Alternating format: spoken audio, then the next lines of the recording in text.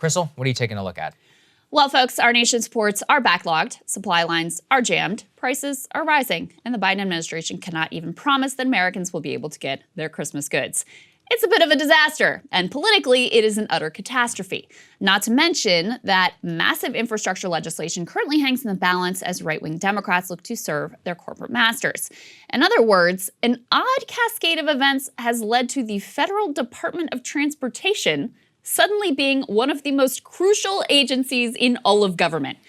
So it's a bit strange that we hadn't heard anything from boy wonder Pete Buttigieg, who you might recall was randomly given the post of Transportation Secretary.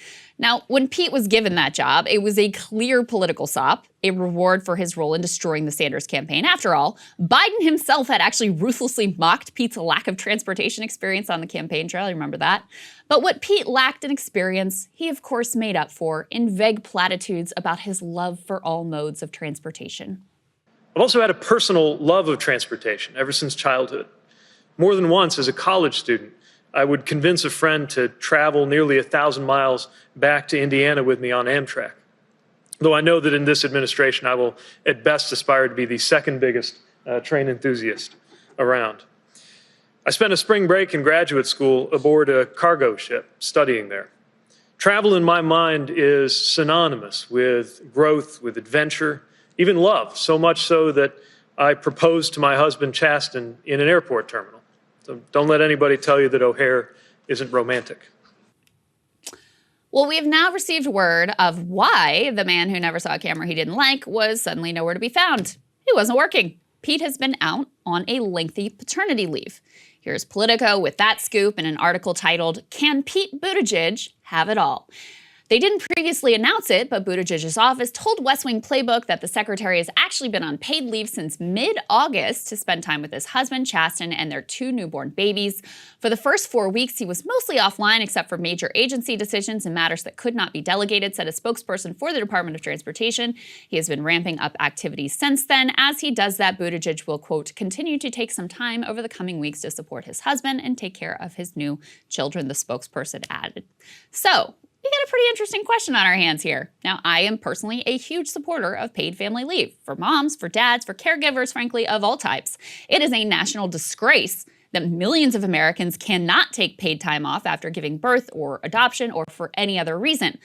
But in a moment of national crisis, when at least in theory, your job position is critical to the well-being of millions, does your responsibility to your family fully trump your responsibility to the American people? Now, plenty of liberals right now are saying, yes, family comes first, and that is that. Politico quotes a liberal advocate for paid leave who said, I am thrilled that the secretary did that and showed that work and family go together. And it's not only liberals who are applauding Pete here. Glenn Greenwald, he tweeted this, saying, the only valid and decent thing to say about Pete Buttigieg's paternity leave is that adoption is beautiful. All parents, not just cabinet secretaries, should have the ability to take leave from work to care for new children, and prioritizing family over work is noble. What makes this conversation so interesting, though, is that you got a conflict of 2 important principles. First, yes, family is important and all workers should have paid leave. Importantly, Pete is not a hypocrite here. He supports paid leave for all, so in a sense, he is just living those values. On the other hand, Pete accepted a position of high responsibility to his fellow Americans, and we are in the middle of a real crisis. So yeah, he's got a responsibility to his family, but he's kind of also got a responsibility to the nation as well.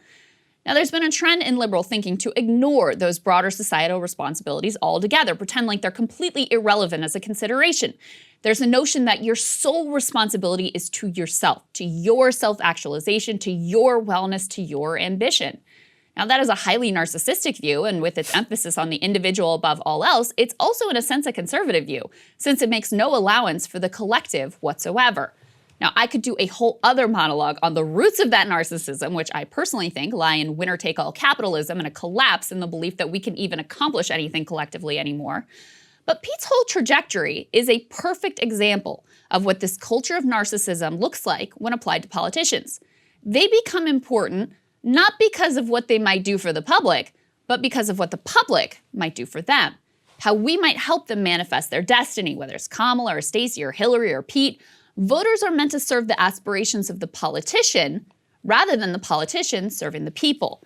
That's why there was so much more interest in Pete's relationship with Chasten, his Iron Man training, and his truly beautiful new family, than on whether Pete was remotely qualified for the position of Transportation Secretary in the first place, and what, if he was Transportation Secretary, he might do with that power.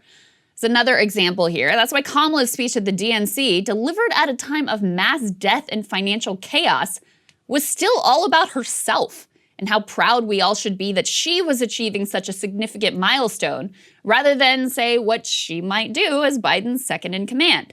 After all, Kamala wasn't selected for the slot of vice president because of what she might bring to the job. She was selected to serve as a sort of national political celebrity. Instead of everyone getting health care, everyone gets profiles on her shoe choices and puff pieces on her inspirational background. We are supposed to be fulfilled because she is fulfilled. And it's the same with Pete. He wasn't put in this position to actually do a job. The idea that he was chosen for his expertise and governing ability is hilarious. He was put in a prominent position to serve as a figurehead, modeling an inspirational story, while other people do the unsexy work of implementing rules and trying to unclog our backed up ports. So in the job he was actually picked for, he's performing spectacularly well. To answer Politico's question, Pete can have it all. It just may come at the price of the rest of us having an actually competent and engaged leader at the Department of Transportation. So let's be real here. Stop pretending like it actually would have made a difference to have Pete at his post as our supply chains broke down. Pete and our other political media celebrities, they're not there to govern. They're there to live their best lives, regardless of what impact that may have on your life.